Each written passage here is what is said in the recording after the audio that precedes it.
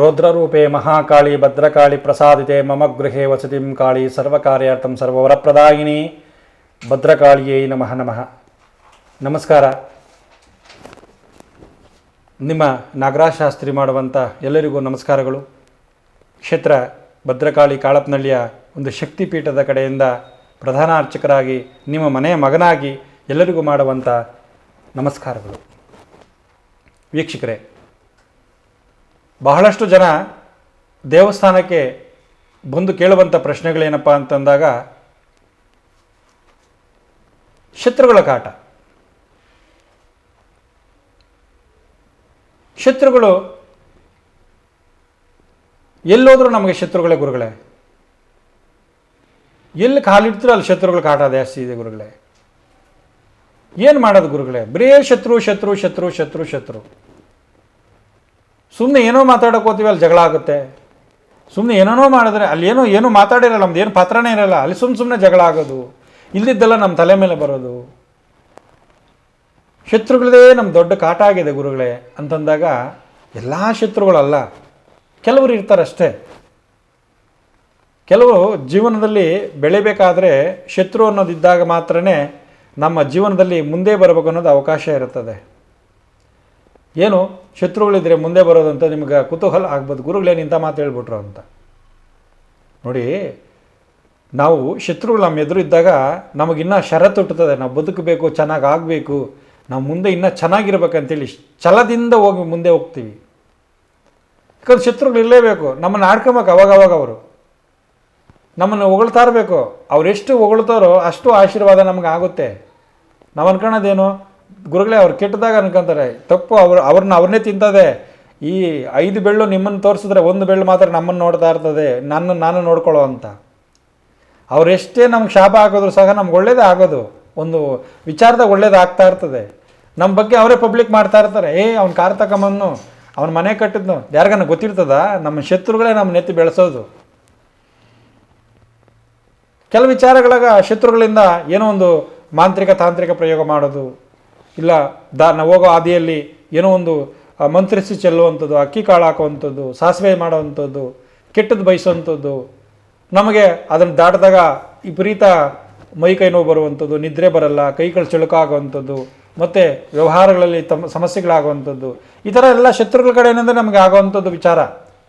ಯಾವುದ್ರಲ್ಲೂ ಫಲ ಕೊಡಿಲ್ಲ, ಇವನ್ನ ಬೆಳೀತಾವನಂತ ಏನೋ ಒಂದು ಮಾಡ್ತಾ ಇರ್ತಾರೆ, ಏನೋ ಒಂದು ದಾರಿಗೆ ಹೋಗ್ತಾ ಇರ್ತಾರೆ ಅವರು.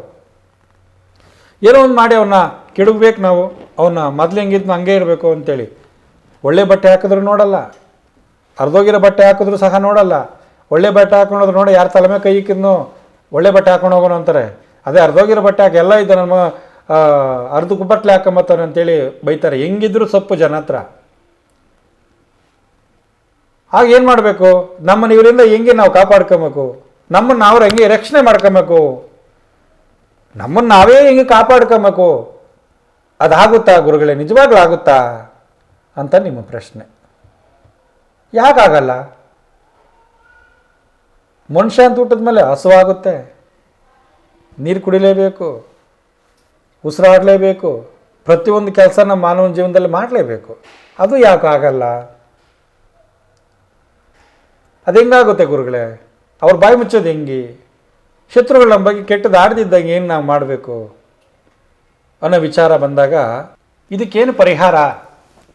ಇದು ಯಾವ ಥರ ನಾವು ಪರಿಹಾರ ಮಾಡ್ಕೊಬೇಕು? ಯಾವ ಥರದಿಂದ ಇದರಿಂದ ಸಂಪೂರ್ಣವಾಗಿ ನಮಗೆ ಮೋಕ್ಷ ಸಿಗುತ್ತೆ ಅನ್ನೋಂಥ ಪ್ರಶ್ನೆ ಬಂದಾಗ ನೋಡಿ, ಹೇಳಿದ್ರೆ ನಗಿತೀರ ನೀವು. ಮನೇಲಿರುವಂಥ ವಸ್ತುನೇ ಏನಪ್ಪ ಅಂತಂದರೆ, ಈ ಪಲಾವದೊಂದು ಎಲೆ ಬರುತ್ತೆ. ಸಾಮಾನ್ಯವಾಗಿ ಅಡುಗೆಗಳೆಲ್ಲ ಈ ಬಾತುಗಳಿಗೆ ಯೂಸ್ ಮಾಡ್ತೀರಾ ನೀವು.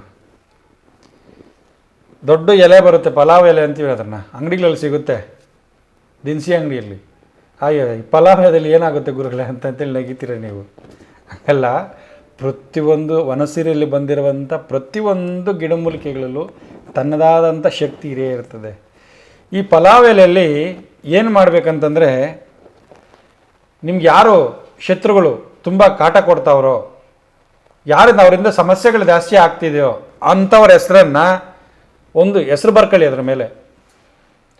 ಆ ಎಲೆ ಮೇಲೆ ಹೆಸರು ಬರ್ಬೇಕಂದ್ರೆ ಸಂಕಲ್ಪ ನೋಡಿ, ಯಾವುದು ಕೆಟ್ಟಕ್ಕೆ ಮಾತ್ರ ದಯವಿಟ್ಟು ಪ್ರಯತ್ನ ಪಡಬೇಡಿ.